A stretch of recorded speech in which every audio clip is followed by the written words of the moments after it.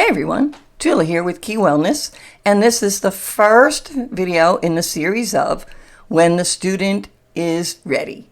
As I stated in the introductory video, this would be a series on those who are searching, looking for answers, trying to find some way to reconcile and find their place in all of these unusual changes going on in the world today. People are searching for answers, but they're not able to find them, and what they do find is usually at a level that someone who is coming from a place of not understanding yet what all is going on, to try and make that leap into understanding, well, most of the information out there is so very deep already. How does one get started?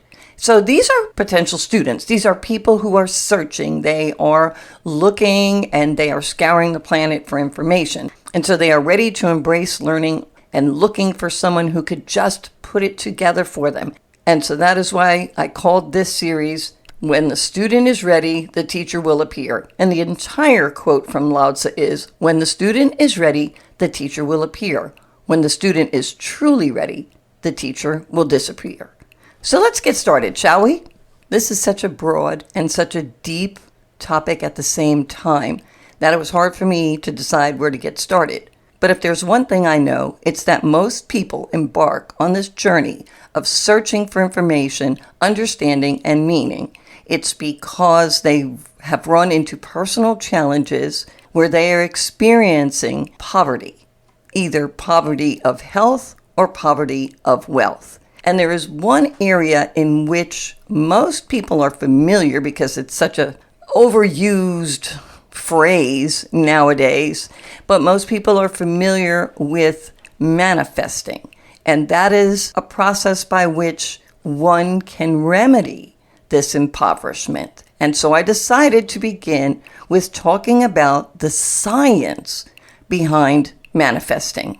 So if you've heard all the hyperbole about manifesting, then you've probably heard all of this about, align yourself with the frequency and just think positive thoughts and just think good things and have strong emotions. And while I'm not saying that that is not part of it, it is certainly not all of it. The other thing is that type of approach for a lot of people who are pragmatic, like I am pragmatic, I want something a little more substantial, a little more grounded than just a lot of feel good. And I've always loved science. I've always loved nature. So when I set out on my path of understanding, I delved into the science of it and found that this entire path of deepening spiritual growth is intricately and intimately involved with physics. And what's odd about that is that from ancient times, going way back to the Sumerians, through the Egyptians, through the teachings of Jesus Christ, through the ancient Chinese teachings, they all acknowledge this. It's only in the modern Western world where the marriage between spirituality and science were separated. They never should have been, because when you separate the two, none of the answers on either side of that dividing fence make any sense standing alone. And so you cannot talk about one without the other, which is why it was so hard for me to decide where to begin. So let's delve into that so interesting science behind the process of manifesting your best life ever. Well, let's begin with talking about planet Earth. So whether you realize it or not, we are living every day of our lives inside of a giant capacitor. And this is what I mean by that. Earth itself, the planet, the big rock that we walk upon every day, is negatively charged. And it gives off negatively charged ions all day, every day. Now, surrounding Earth like a giant halo is the ionosphere. And the ionosphere is positively charged. So if you're at all familiar with a capacitor, what it is a space between something that has a negative charge and something that has a positive charge.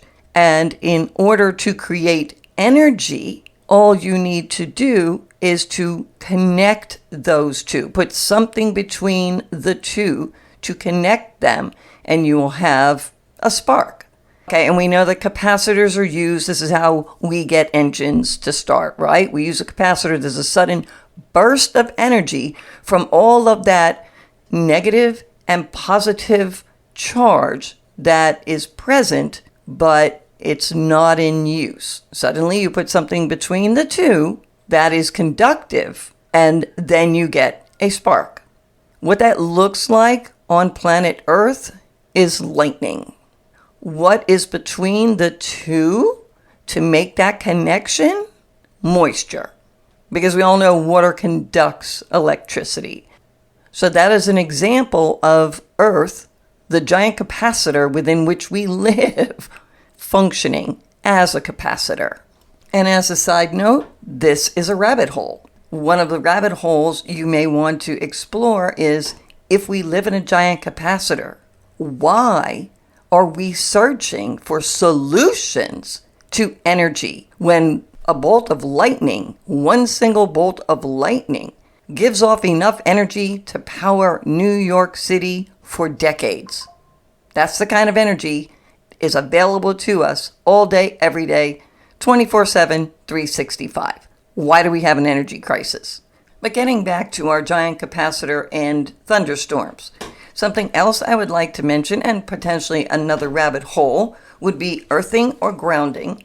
Of interesting note is that right before a thunderstorm, that moisture that's building, that draw that is beginning to build between the positive and the negative, the positive above and the negative below, which, by the way, lightning goes from the ground to the sky, just so you know.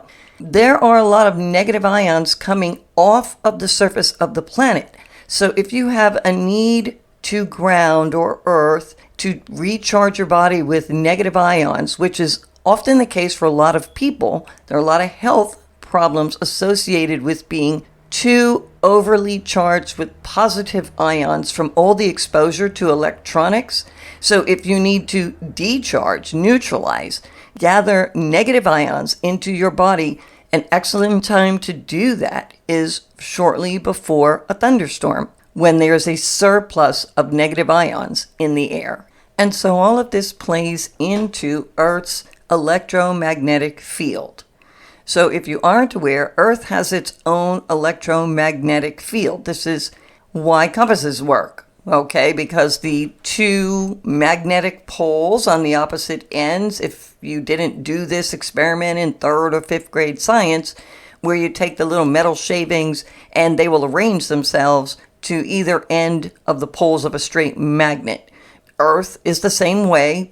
Imagine a magnet running through the middle with the two poles that are charged, and then the energy goes up and around in a circular fashion, creating kind of like an apple, which is our electromagnetic field. There is something else you can look into, Earth's electromagnetic field. Now, that electromagnetic field, because it is electromagnetic, it is electric, it is magnetic, and anything that is electric or magnetic is a form of energy. And energy travels in waves. And those waves are measured, and the measurement is expressed as a frequency. Everything that has a frequency has its own signature. In other words, the frequency of many things is constant. Earth has its own frequency, and it is measured by the wavelength, which is then expressed in hertz. And we'll get into this at another time, the physics of different wavelengths. At some point, you'll need to understand that. But just understand that Earth has its own frequency, and it is roughly, give or take, around 7 hertz.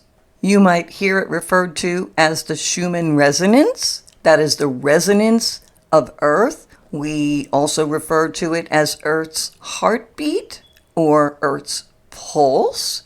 And this will become significant as you continue in your journey.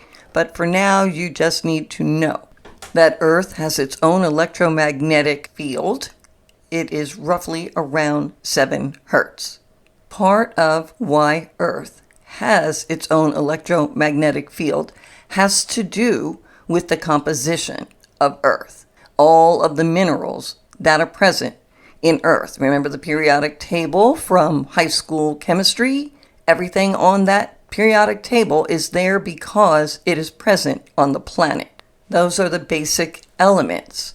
Everything that exists on the planet is comprised of those basic elements that exist on planet Earth. Now, if those elements have an electromagnetic charge, and they do, and we know that because they are arranged on the periodic table based upon their electromagnetic charges. Therefore, every element has an electromagnetic charge, and if that is everything from which Earth is comprised, everything on Earth therefore is comprised of those elements, and therefore everything comprised of those elements must likewise be electromagnetic. That is why Earth is electromagnetic. That is why if you pick up a rock, it is electromagnetic. It goes beyond that because if you think about a cell and you think about your body, if you were to break your body down, it is nothing more than an arrangement of those elements. Every process in your body uses those elements and produces those elements. It is the same elements being rearranged, shuffled around, but it never changes. That is it. The periodic table, the sum total of all elements on Earth, and all is electromagnetic. Everything made of those, therefore, will be electromagnetic, which means everything on the planet has its own electromagnetic field. That includes a dandelion in your lawn, a blade of grass, a tree, a mountain, your pet puppy, and you. You have your own electromagnetic field. And not only do you have your own electromagnetic field, but so do your children and your spouse and your puppy and everyone you encounter. And electromagnetic fields are dynamic and they interact with all other electromagnetic fields they encounter, which means that your electromagnetic field is constantly interacting with everyone around you and everything around you, including the planet. In fact, you cannot not electromagnetically interact with everyone and everything around you. It is for this reason that Einstein stated, energy cannot be created or destroyed. It can only be changed from one form to another. And Einstein also said, everything is energy, and that is all there is to it. Match the frequency of the reality you want, and you cannot help but get that reality. It can be no other way. This is not philosophy. This is physics. Albert Einstein, one of the greatest physicists of our time, and the author of several theories of relativity upon which modern physics is based. Nikola Tesla also understood and echoed many of the things that Einstein said. They were from the same era, and Nikola Tesla created quite a number of inventions which practically applied these principles and more. So what exactly then did these great minds mean when they realized that everything is energy and energy is everything? Well, this is where it starts to get really interesting, folks, so put your seatbelt on. Let's start with you. Let's start with your body. So you are electromagnetic. Why is that?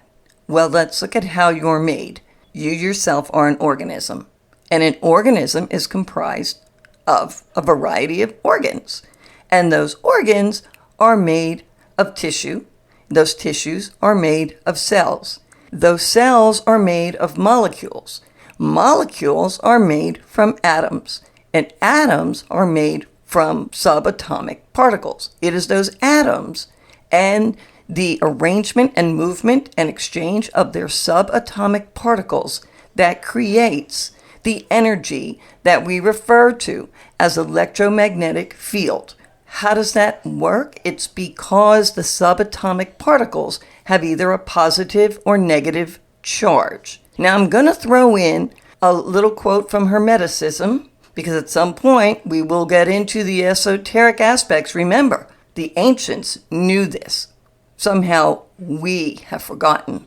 But if you look at how an atom functions, it is the same. You have the nucleus, and around it travels negatively and positively charged particles. These are subatomic particles. But if you look at a galaxy or a solar system or the universe, you've got something central with other things satelliting around it. And what keeps these things attached to or connected with each other is energy.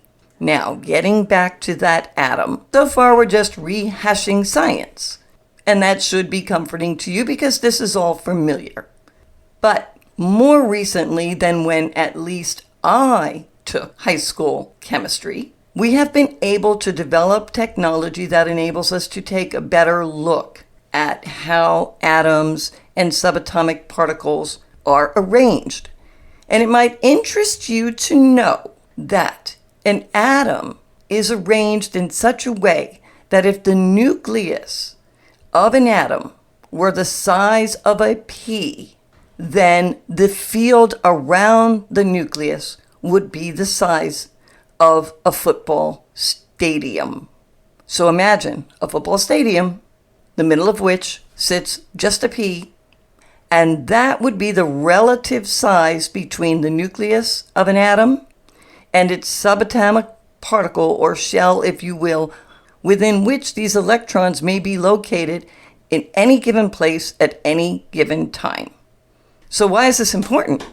Well, because if that's the relative size of the nucleus to the area within that atom, then what's in all of that space between the parameter of the pea and the parameter of the football stadium? And the answer is space. Empty space. Or is it empty? It's actually not empty. It's filled with energy. So then, what would you say about what comprises an atom?